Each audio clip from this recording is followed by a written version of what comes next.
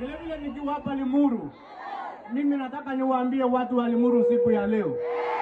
Saa hii ukitembea pale Limuru, tumelainisha matibabu, tumelainisha barabara, tumelainisha elimu, kila kitu pale sokoni iko sawa.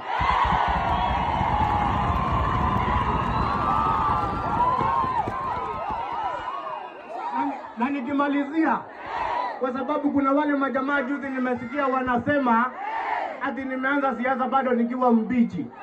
Mimi nataka niwaambie wachike mambo yao, hawawezani na mimi, watafute rika yao, watafute kiwango yao. Kama si hivyo watanawa upepo.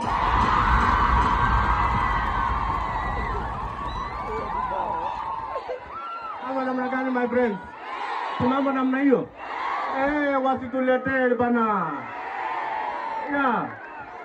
So, kwa hayo mengi na machache watu ya Limuru, nimeburudika sana kufika hapa Limuru na nimeshukuru sana, na ninataka niwaambie watu ya Limuru ya kwamba tutazidi kutenda mengi na tutatembea hii safari na nyinyi mpaka Singapore.